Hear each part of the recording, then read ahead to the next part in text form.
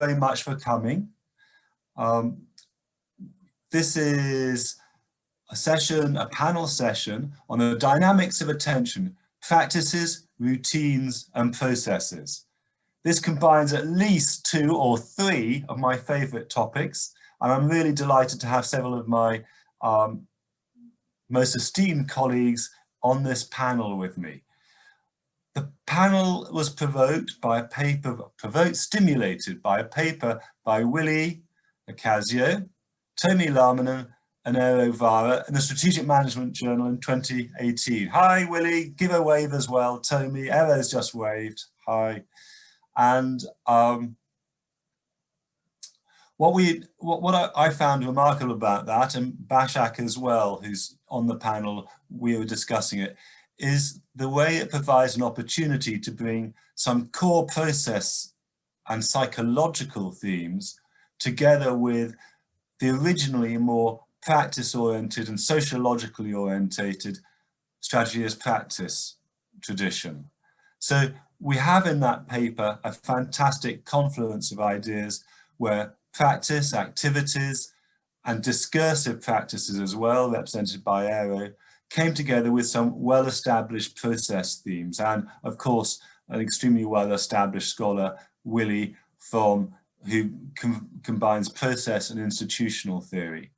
There is another link there because strategy as practice for some years has been trying to make more links with institutional theory in order to develop a more macro view. And again, the notion of discursive practices helps us think in more macro terms, a bridge between the institutional approach that Willie has been involved in, logics and things like that, with the strategy as practice tradition concerned with strategizing at more micro level. So we have here a wonderful confluence of different ideas. What we're going to do is start with Willie, then Tomi, and then Eero, talking about their particular perspectives on the paper, its significance for them, opportunities as they see from that paper that we can all develop. And then I'm going to ask Klaus Rehrer, who also is a very important, hi Klaus, contributor to the attention-based view and much else. He will be offering a commentary from his perspective as a non-author. And so will Bashak Yakis Douglas. Bashak, give us a wave. Right, thank you, Bashak. More from the strategy as practice perspective, but also as somebody who's very interested in strategy communications. And of course, communications are only valuable if people pay attention to them. So we have 2 outsiders giving their perspectives on this paper. What I've asked each of those 5 panelists to do is provide a 5-minute introduction, and then we'll go into a Q&A. What would be really helpful is if you could start posting some chat using the chat function. Okay, and I should be able to pick up your questions as you go along from the chat function and represent them. But I can also encourage you to raise your hand, the electronic, virtual, digital hand of Zoom, as well at the same time. So if you want to raise your hand, particularly in the general Q&A, that's another way of communicating with the audience and with the panelists as a whole. We hope to have about 25 minutes Q&A. We're looking forward to and we expect a stimulating discussion. We may have time, we're hoping to have time for a very brief final set of comments from the panelists, perhaps particularly on issues which have come up from the debate, but also perhaps on methodology, which the original version of this panel was going to address, but it won't be, probably won't have time to explore methodological issues so much this time. So I'm about to hand over to Willie as the start. Please use the chat, please use the raise hand functions, and we're looking forward to a debate where we hope you will be contributing a lot. Thank you very much. Willie, over to you. Okay, thank you so much, Richard. I'm really honored to be here today. I'm really honored that the Strategy as Practice community has embraced the attention-based view. Before I actually start, I also want to mention that we're actually having a special issue of strategic organizations. The call for paper is going to come out in November. So actually, I welcome all of you to submit a paper. It's probably going to be due the end of 2021. So we'll have more information about that later.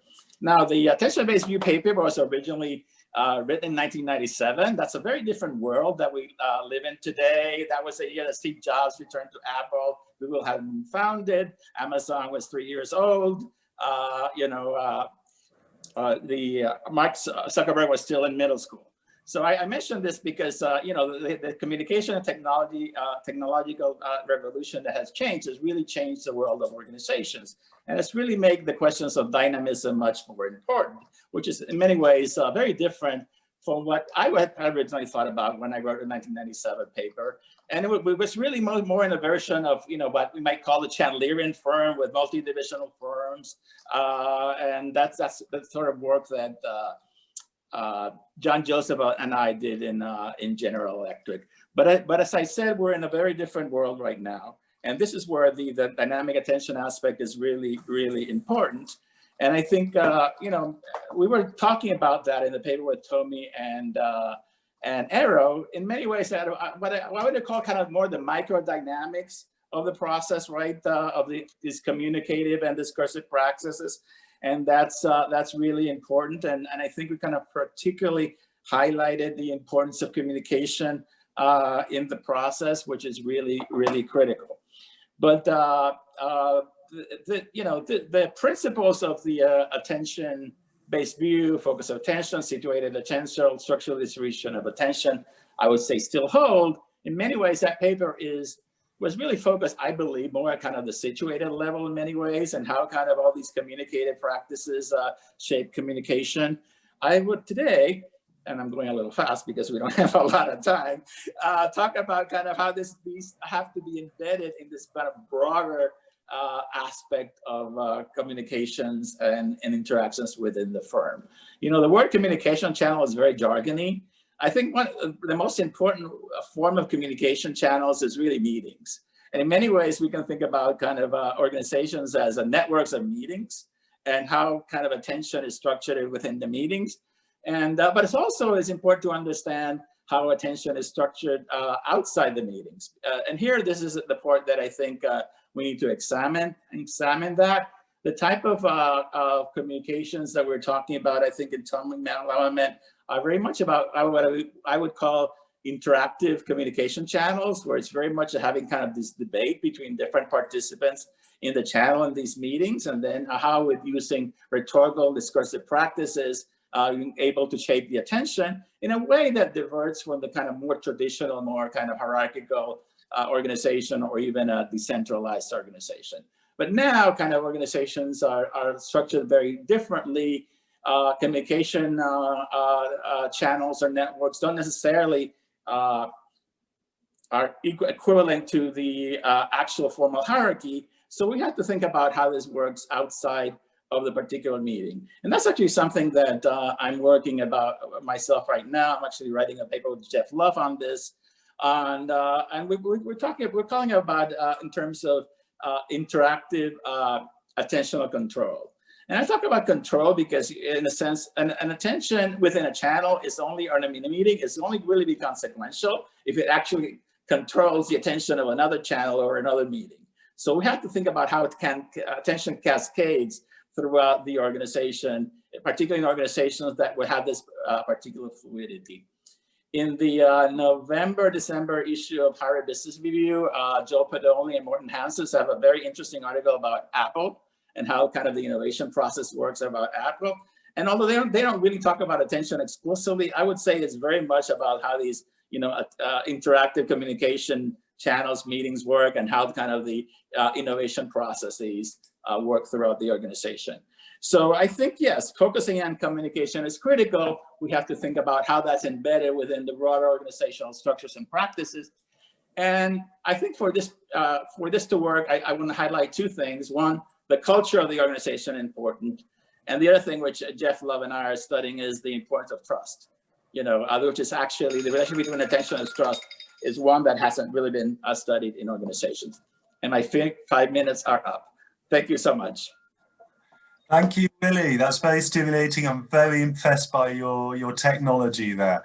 So thank you, Willie, for keeping to time with a very stimulating agenda. I'm going to hand over now to Tommy, please.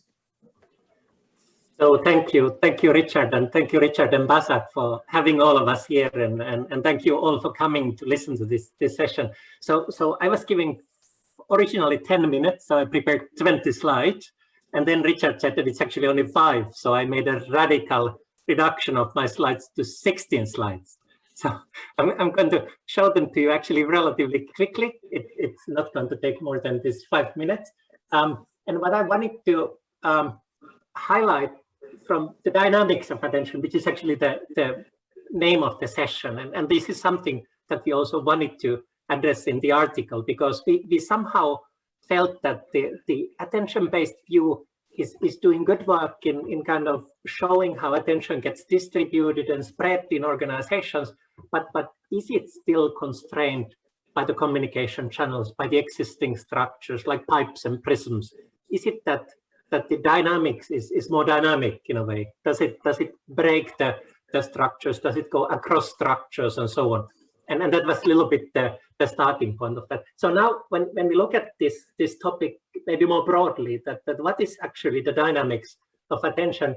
I mean, the attention-based view itself has been very dynamic. It has been grown a lot, like you know, and I know that most of you are doing some work in this area. But look, 34 articles already this year, just on the attention-based view, citing Willie's original 1997 article. And the dynamics has actually been there all the time. If you look at the dynamic aspects, you can see that there's been several articles that have been explicitly mentioning some aspects of the dynamic attention. And even if you look at the classical pieces, and which are also as authors represented here in this session, you can see that Willie ended up the 1997 article by saying a full understanding of competitive advantage and firm heterogeneity requires that we integrate an attention-based view of the firm with resource and industry perspectives to develop a dynamic theory of business strategy. And same way, like Klaus was saying in his 2009 article, that the microdynamics of interaction between disparate hierarchical levels and the difficulty of coordinating attention there are not well understood. Also, then when Willie wrote the 2011 paper, he was actually highlighting the dynamic aspects of attention and, for example, commenting on how the executive attention is important,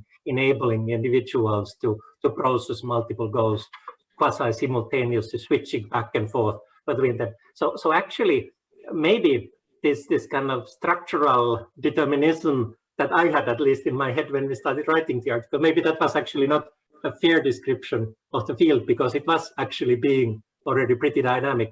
But what we felt was that maybe there is still space for developing a better understanding how attention dynamically flows and spreads in the organization.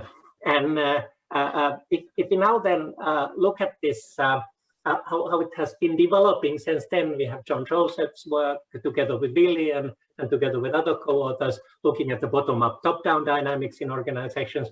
We have the work on international business, which looks at multinational corporations, how the different divisions and corporate headquarters communicate, how for example, Nokia's failure could be seen to have been part of this dynamic attention, or the flaws in the dynamics of communication and attention in there.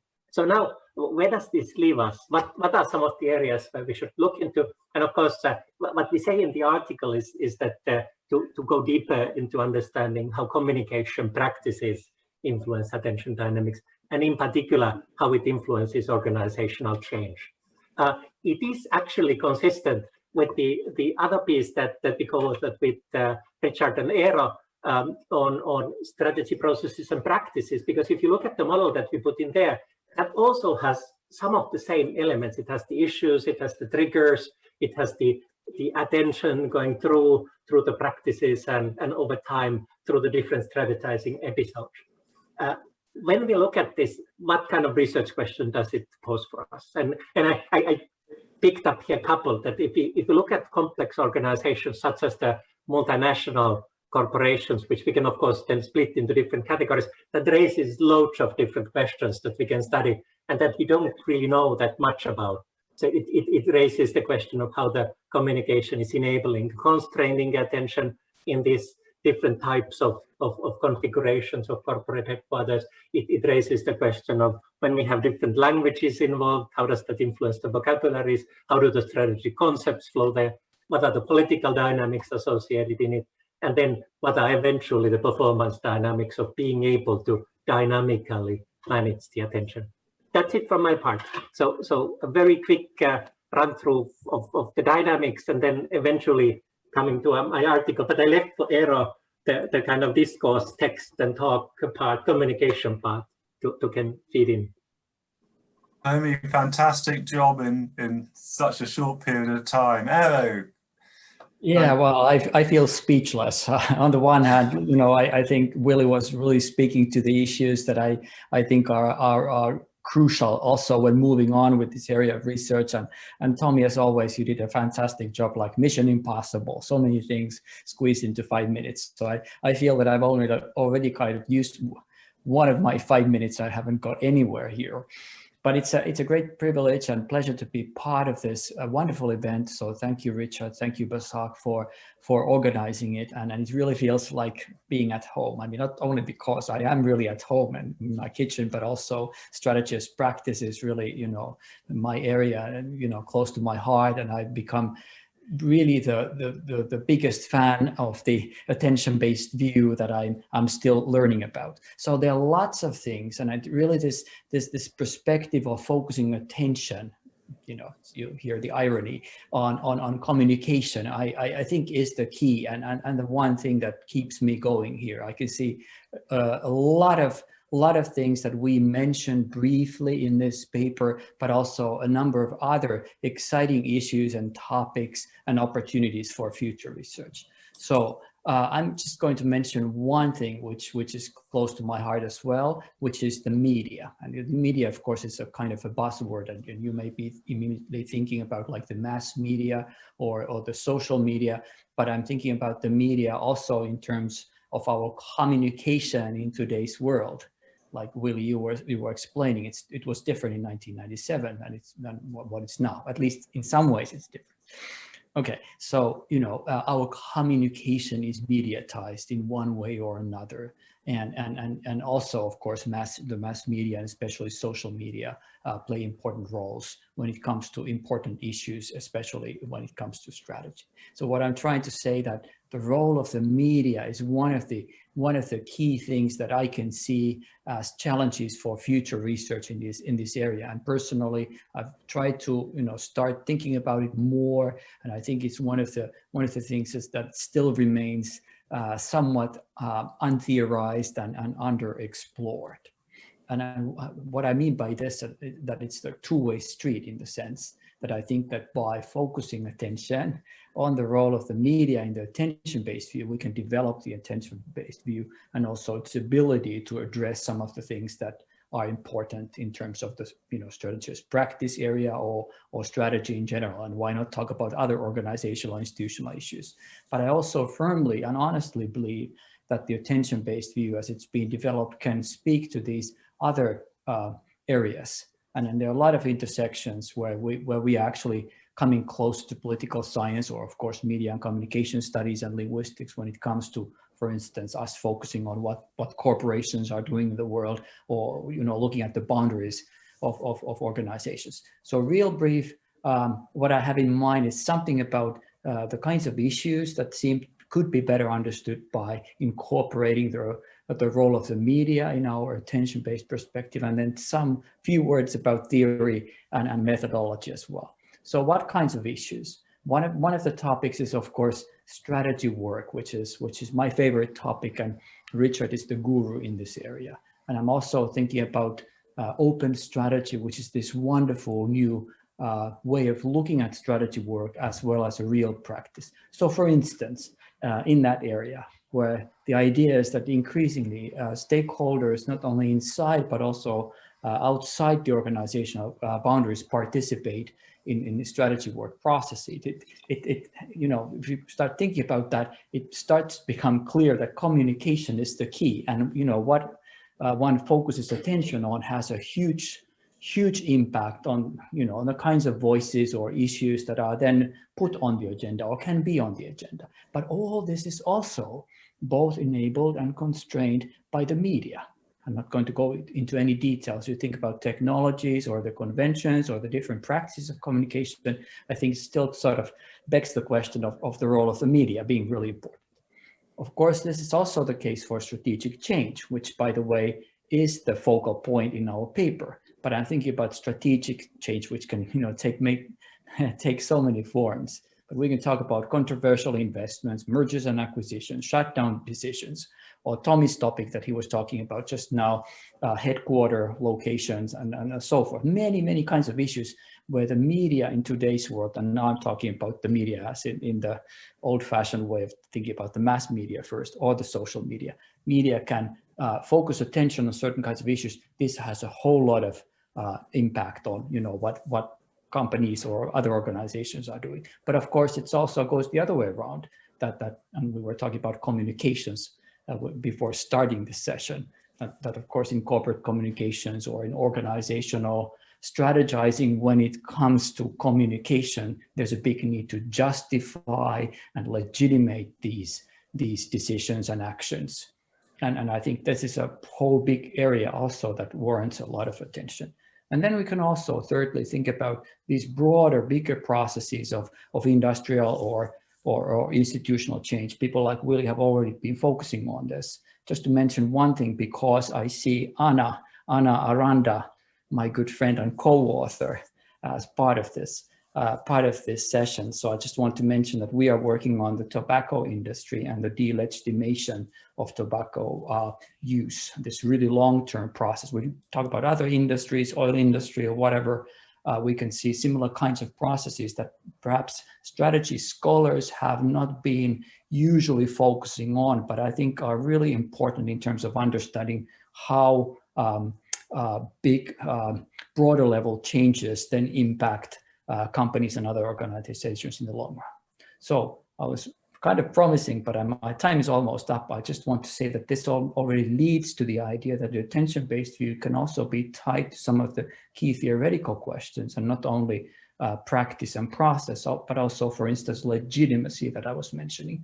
Legitimation, delegitimation, re-legitimation processes that are communicative processes, and the media, whether it's internal to the organization, outside, whether it's mass media, social media, plays a big role. And how to study all this, I think that we can continue with the methods that we'll be using, qualitative or more quantitative. I'm also trying to learn, really enthusiastic about combining the methods in terms of mixed methods approaches, somehow to tap onto the big data in terms of bigger, sets of data, and then still trying to focus on some specific instances for illustration. I think my time is up, so thank you very much. Thank you. Some very stimulating thoughts. Those are the contributions then from Willie, Tommy, and Aero on as authors of the paper itself. We'll turn to Klaus and then Basak as commentators from outside and where they see the opportunities. Klaus, may I start with you, please? Yes. So thank you, also for inviting me and letting me be part of this panel. So my view on this is, I think it's great that the field is moving to focus on attention dynamics, and dynamics for me, and also that's involved in what Tony is talking about, is really involving the wider membership, looking at divisions, looking at more people. We're not only looking at CEO or senior management.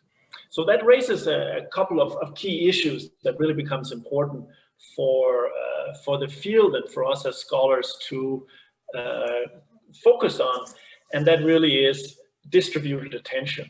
So with distributed attention, the more people that are involved, the more cues, for lack of better words, the more stuff gets picked up. that can lead to a certain form of chaos. So that means that there's a second process that really becomes important, which I call cue integration or attention coherence. And that leads then to the second point, which is very interesting, because if you search in the SMJ paper that our three authors did just talked about, in terms of dynamic, the term speed or pacing does not appear at all in the paper. And pacing, understood as the tempo at which an activity unfolds, really becomes very important, I think, when we are talking about dynamics. At least it's important in some of the work I'm working on myself. And I just want to point out that we need to think about what are both the cost and benefits of speed. Is there really an advantage to slowness? In the sense-making literature, for example, there's a tendency to say that fast sense-making is better. But is that really the case also when it comes to attention? And that leads me to point out, when we're thinking about the prior point about cue integration, here there's really a very, very nice link to sense-making. And in 2013, at the Academy meeting, I co-organized PDW on the linkages between attention and sense-making, and Willie was part of it. And always, you know, with a smile in his eye, Willie said, yeah, actually the 1997 piece, it had an element of sense-making in it, but that was sort of edited out.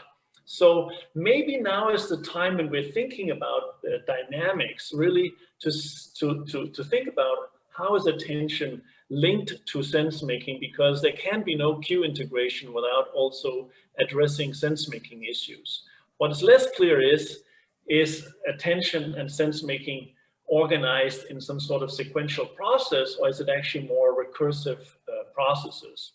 And coming back to the topic of pacing, here we really could maybe benefit of linking to the literature on routines, because if something needs to be fast, maybe routines can be useful, but you could also think about routines that are maybe slowing things down to make sure that all cues, all issues, they're being attended to in a particularly important way.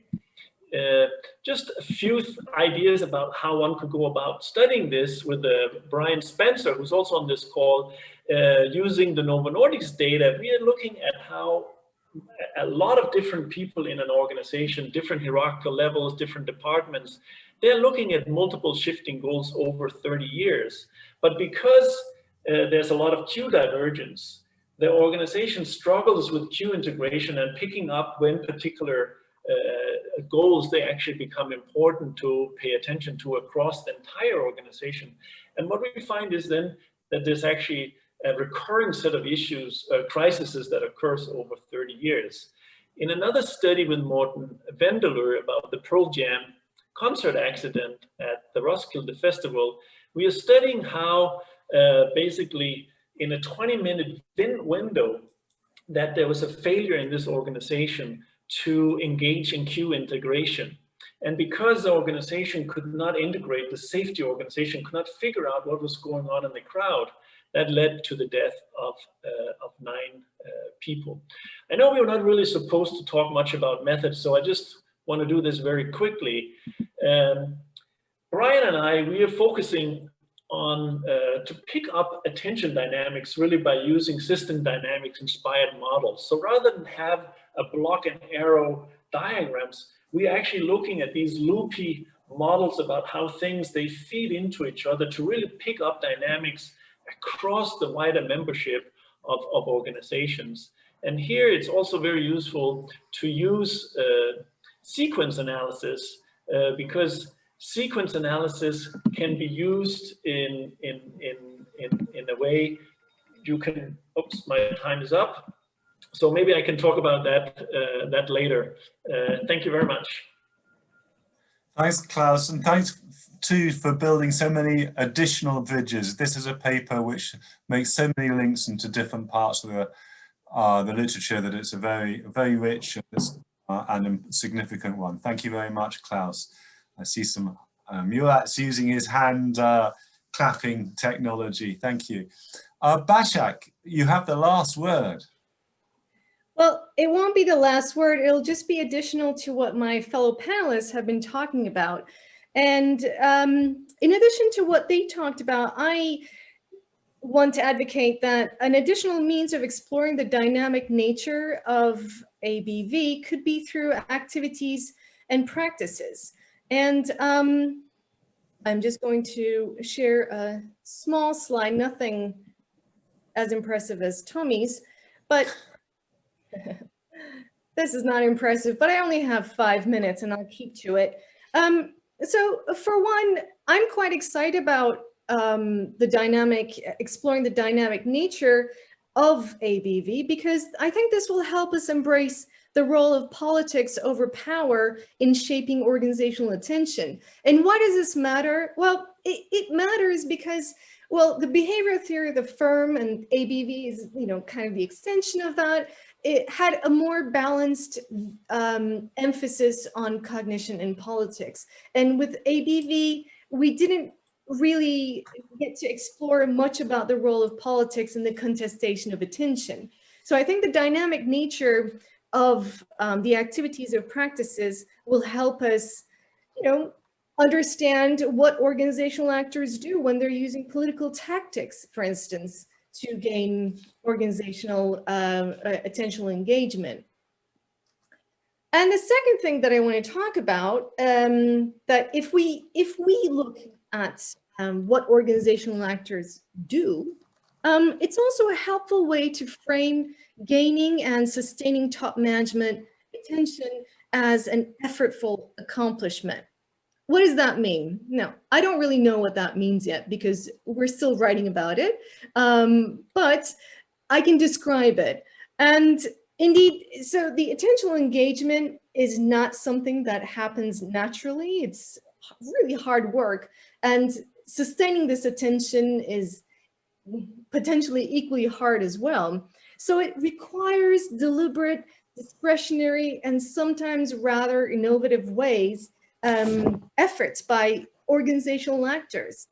So in our research with Tommy and Richard, we've listened to some really honest manifestations of senior managers and board members on how they resorted to creative tactics in order to keep their CEOs and other influential people's attention alive.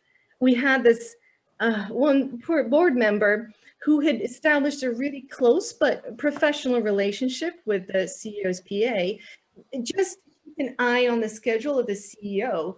And he would buy a first-class ticket to fly from the UK to the Middle East to just sit next to the CEO for the sole purpose of chewing his ear about his strategic issues, and he would just take the next flight back. So in our latest research, we have seen some large-scale efforts like drafting elaborate plans with concrete financial outcomes, but mostly what we observe is that organizational actors engage in inventing metrics. They try to build collaborations. They work really hard on strengthening networks, reciprocating favors, and so on. So they didn't sustain attention to their issues through following standard operating procedures, but through very effortful, innovative, deliberate, non-repetitive activities that required a great deal of time and energy. And finally, an elaboration of what organizational actors do can not only enrich our understanding of the dynamics of attention, but I think it would help practitioners through normative advice. I listened to Gary Hamel's talk on one of the panels that Richard was on yesterday, management innovation, I think, and he was very passionate about the fact that we, as he didn't want to use the word scholars, academics should produce work that is useful to practitioners. So I think he'd be quite, happy to hear about this, that in any case, there's likely to be severe challenges for practitioners in organizations, for instance, that could be characterized with innovation. I mean, attention is a scarce resource in any organization, but for these types of organizations, the urgency with which they need to respond to external changes can even provide more challenges for organizational actors. And one of these types of organizations is one that I work with. It's called Boom. Boom is a engineering startup based in Denver, Colorado. And I've been working with this company since 2017. And they're trying to build a supersonic aircraft. So this supersonic aircraft was due to be showcased on October 17th this year. So that was like a week ago. I was invited to go. It happened on Zoom at the end, hey ho, but equally exciting. Me and my author team who writes cases on them, we logged in, we're listening to it. And what happened? There's no test flight. So we were like, what just happened to there? Come on. The main thing is that surely what you're interested in is to show to your investors that your aircraft can travel faster than the speed of sound. That's the most important thing. So we talked to the CEO and we said, what happened there? We were really looking forward to seeing this test flight. And we understood that his attention had completely been hijacked by the COVID pandemic. And he said, well, we wanted to be the first post-pandemic designed aircraft. So we've been spending our time installing superior air filtration systems, separating the seats even further apart, and so on. So these are the kind of challenges that you see that practitioners are likely to face. So my last word here is that a main challenge on working with activities and practices is potentially to reliably establish that these activities and practices, even if we look at the communications through this, are associated with attentional engagement. So there has to be an honest way of delivering this association. Richard and I worked on strategy communications in external communications of listed companies, and tying those strategy communications to share price, that was painful. I mean, so we had to work in really small windows. Duncan Anglin, who's I think on this call, him and I worked on, again, M&A communications, and to show that there is an association between where attention is and those communications is a painful process. So I would say that the main challenge lies in talking about those associations reliably. Thank you very much. Thank you very much, Başak, for completing a superb set of contributions from the panel. We've already got a lot of debate on the chat and some questions which I think I can highlight.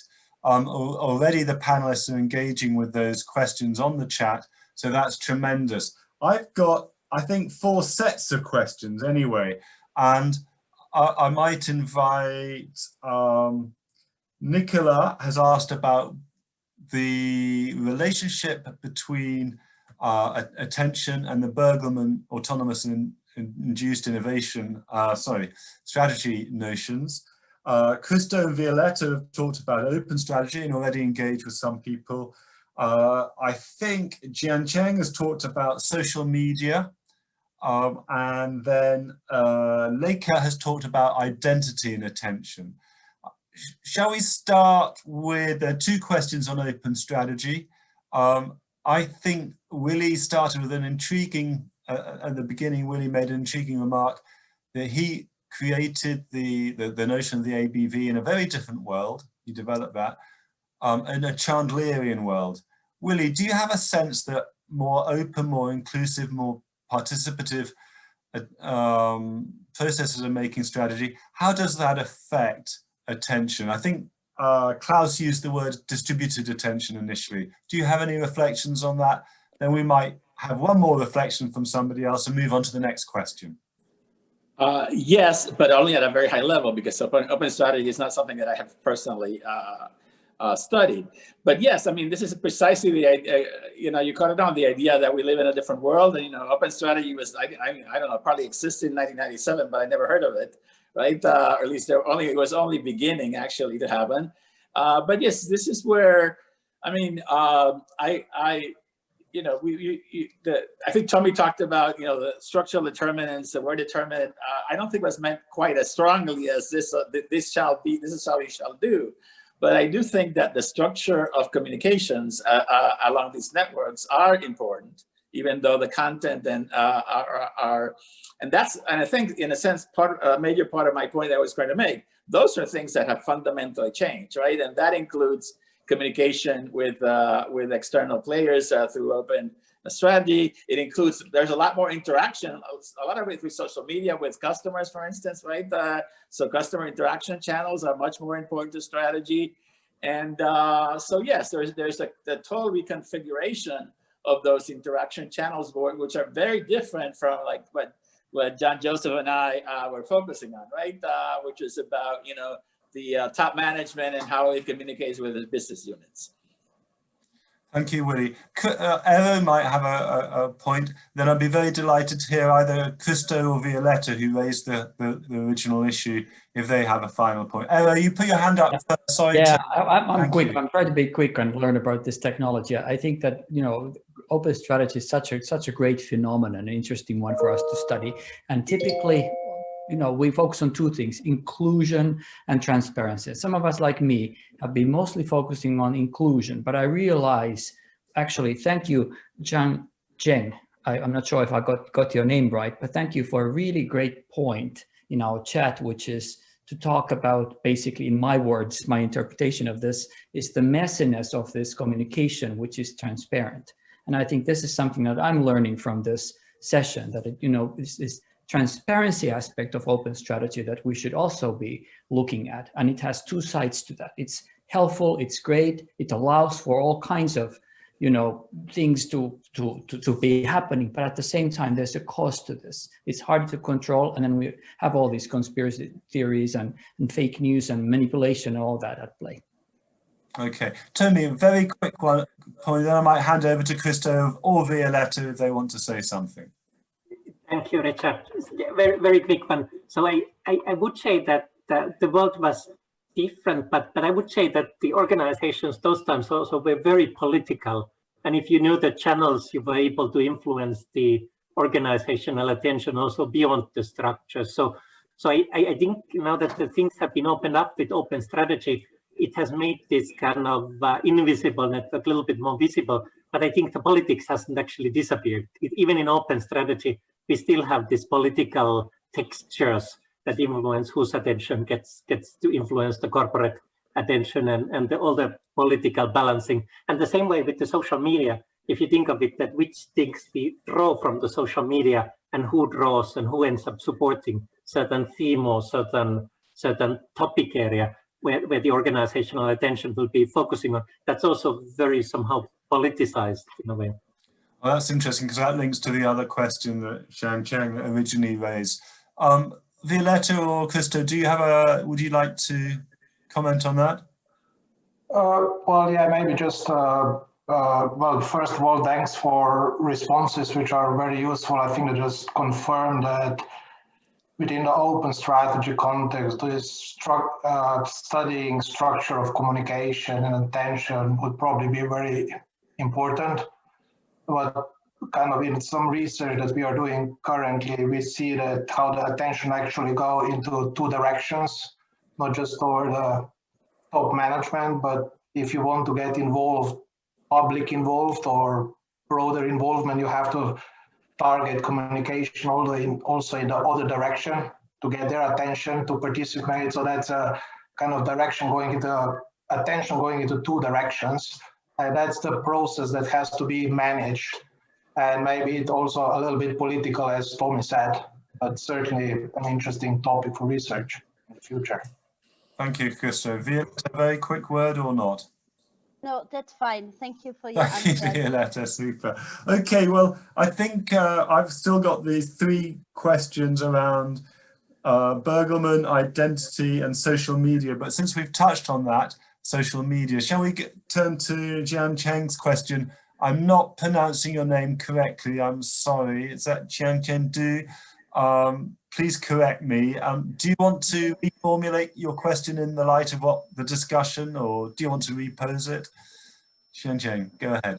So first of all, your pronunciation is perfect. Yeah, Jian Cheng Du. Oh, no. Yeah, so I'm interested in social media, but I think it's kind of messy because we don't know who sent the information and why.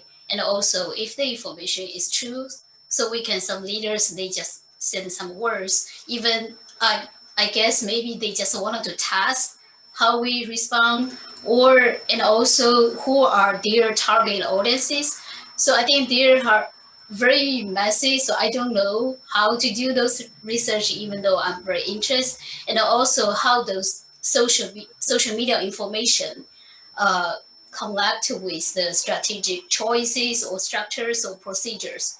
So because in the organization, those things are very routinized. So how those information from outside, from social media, can have an impact on the institutionalized or routinized procedures. Thank you. Thank you, Cheng Cheng. I'll let Bashak and or Klaus respond to that. Bashak, why don't you start? I think Shinjin's, these are great questions, and I think social media is a very important part of what organizations have to deal with today. I just wanted to say that maybe this is more complicating your questions, but when you look at social media, the way that attention has to be elaborated on becomes even more complex. And the reason for that is I was reading I was listening to a recent podcast on photojournalists, and the person who put the piece together was talking about how the popularity of political people can diminish over their photographs taken when they're eating. Okay, just food. These are photojournalists. There's a new profession of these people who just go around and photograph politicians or high reputation people eating food. And of course, this is a very perilous journey that politicians have to embark on, because they have to look normal when they're in country fairs and whatever. But if they're handling a corn dog, this is, that has a very elaborate, it's a phallic structure. I mean, this is just a bad idea. But these are the things that they talked about in terms of how popularity can increase, decrease, and how this social media can evolve around these images. So in a way, the materiality aspect of an image is also as important as the words. So the way that it's social media communications can be deliberate on behalf of the corporation, for instance, but in a way, social media and the people who are on social media can choose to focus on things not because of the words themselves or the information value of the communication, but because of other factors in which information can display itself on social media. Thank you, Basha. It's really interesting. We talked earlier about talk and text, but now we got image as well. Rather alarming images, but nonetheless. Klaus, and then maybe Tony has a point to make. Yeah, so this is actually something that's very central to my own research agenda. So sorry for being a little self-promoting here. So I have a paper with a set of co-authors in 2018 in Org Science that's called Noise as Signal in Learning from Rare Events. So it's actually about how noise, how you can actually find a signal in the noise. And that then leads to a second paper that's forthcoming in Org Science about really the politics of learning from rare events. And in both of those frameworks, we built on Marsh, Brown, and Tamuse's paper from 1991 in Org Science about learning from samples of one or fewer. And they actually present a framework that's very, very relevant today, and to also think about what's going on in social media. And they have two dimensions. They're saying you have to look at information or knowledge that is valid, and you then have to look at how that information becomes reliable. And the problem with social media is that everybody can sort of claim to be making valid points. And the problem is also that then you have a platform that can actually make that reliable in the sense that it's public, stable, and shared. And that then leads to this cacophony of information. And in this paper we have that's forthcoming, our reviewers, they first, who would have thought that Donald Trump would save us in any way? But first, our data, it focused on conspiracy theories, and our reviewers, they sort of hinted at that we should take out anything that had to do with this, because that was not reliable information that you could actually publish in a scientific paper. Then Trump and fake news and so on, they came to the world, and then suddenly we actually realized we actually need to engage with information, with knowledge that is potentially invalid but reliable. And that really creates all this confusion in the world. And it's also very much linked then to what is the role of experts in this, who actually filters this information, who can actually determine when something is valid and not. That really becomes the battleground for what is going on in a lot of information and attention channels. Thank you. Xiangjing, thank you for raising some interesting issues. Tony has another comment he'd like to make. Yeah, I think the social media and the previous two comments actually quite nicely highlight that the attention does have this kind of almost like non-controllable aspect as well, that it can suddenly conquer the organization without the top management really realizing what is happening. Of course, top management then, and they're implementing their strategy, they want to kind of spread the attention like a diffusion model, that we get it spread everywhere and everybody knows what to do and everybody focuses their attention on the right thing. But oftentimes things come sideways from social media, from the environment, news media, and that ends up then distracting and shaping the way strategies eventually evolve and get implemented. So I think it's an interesting, we don't really, and I mean, maybe Willy can correct me now in the next point, but we don't really understand well how those bandwagons or this kind of rolling dynamics of attention in fact take place in organizations. No, thank you, Tony. Willy, very quickly, because Nicola and Leka have both got questions which seem important to me and it'd be good to address. Quickly, Willy. Well, I think it's messy, but the question is when that messiness becomes less messy is really is when it's able to affect attention in the dynamics. And by the way, it doesn't need to be reliable. It just needs to be accepted. People have to believe it, even if it's false. And I'll stop there. Okay, thanks, Willy. Nice questions. Now, Leka, you raised a question about identity, I think.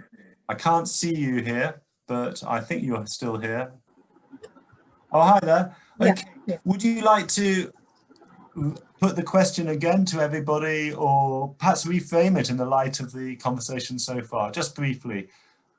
Yeah, sure. This is with respect to how in identity creation, or rather recreation, attention-based view can feed into with respect to those, in terms of those organizations traditionally profit-making and are trying to instill social values within, just not on paper, but actually creating an identity around it. So how can ABV kind of inform upon such identity creation, or rather identity recreation? That was my question. What my question was. Thank you. Attention and identity. Who would like to take that? Willy, go ahead. So I have a paper with John Joseph about comparing Apple and Motorola, and in terms of the ability to do the iPhone. And one of the things we talked about is that one of the ways that Apple was able to integrate its attention is because of having a pretty common identity, right? And a sense of purpose, program would say, right? So again, this idea is of, how do you take the information? And identity is a way of, to use this Klaus's term, of gaining coherence, right? Different parts of the organization. Versus in the case of Motorola, where basically there was not a clear identity as much, and then all these different divisions were doing very different things, and they were never able to get together. So I think there's a recursive relationship between attention and identity, right? Identity shaping attention, but also you know, the attentional processes are able to create either a common identity or a less common one. Thank you very much, Willie. Leica, I think that was a helpful comment. Does anyone else want to comment on that from the panel? Eero, and we've still got Nicola's question. Real quick, I think it's also identity work. I think identity work is attention on certain aspects. So when there are crises or in other settings, there's a need to recreate identity, as you're saying. So I think it's there that I can see the connection as well. Thank you, Eero. Another of those bridges. Now, Nicola, you asked a question about the relationship with Bergelman and his notions of induced strategy and autonomous strategy. Would you like to develop that, or how would you like to pose the question now? Well, it was coming out from Tomi's comment about, you know, the communications or meetings and communication creating some sort of conduits to attention, which is sort of a central idea of the ABV from my understanding of it. And I guess I always have a little bit of question about, well, sure, I can understand why that would focus attentions on some things, but people have this very uncharacteristic habit, or very annoying habit of doing stuff that are not expected of them. So organizational members will pay attention to something that, you know, we did not anticipate, and that even less so people who designed the meetings and the communication channel. So I always find it useful to sort of think back to what Bergman was saying about, well, you know, any action inside organizations is sort of a mix of induced action, which is what the structure sort of brings you to do naturally, because what people thought you would do, and autonomous actions, which is somehow this margin of freedom that people carve out of their own roles and positions to do what they like and what they think is important. And I think it's kind of the same with attention. And I was wondering if, you know, I mean, I saw Willie commented saying, well, the distinction between induced and autonomous is much less clear now than it was in the 80s and the 90s. And I would like to understand more what he means by that, because at least theoretically, it seems to me that the distinction is as clear now as it was before. Nicola, we have 1 minute before we all get cut off, I think, by the SMS machinery. So quick comments from Tomi or Willie, and I will say thanks to everybody and goodbye in case we do get cut off. Well, what I meant to say was the organizations are much more now encouraging autonomous action in a way that perhaps was less true in the 80s and 90s, right? So in a sense, they expect that to happen and they see that as a source of innovation. I fully support Willie's comment. So when you do strategy, you actually expect that the strategy already, the induced strategy contains also the autonomous part. But going back to the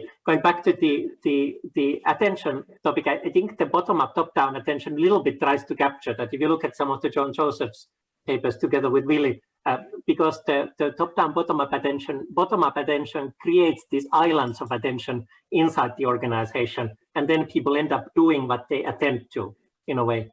And then the top-down attention is the kind of induced strategy process. Thank you very much.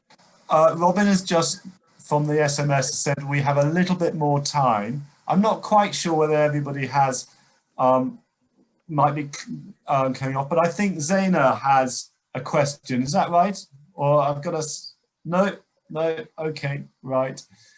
In which case, I will draw things to a conclusion, and I think I've got a moment in order to do that. This has been a fabulous session. Thank you very much to the panelists. The fecundity, the richness of the original paper, the 2018 paper that Willie, Eero and Tomi put together in SMJ has been confirmed for me, because we made lots of links. We've made links to materiality, we've made links to new media, we made links to imagery, to organizational politics. I think we've also talked about identity work. This is a paper which I think brings a lot of themes together, and I think that's evidenced in the number of people who've attended our session and the number of questions that have come from the audience. So I shall thank all 5 of you, and I thank also everybody who's posed questions. Thank you very much. It's been a great session. It's given us a lot of, I think, impetus for all of us carrying forward our work. I believe the chat in the SMS site will remain open, and we can continue our conversation there. And I believe too that this session will be recorded and available for people afterwards. So thank you very much to the panel, and enjoy the rest of the conference.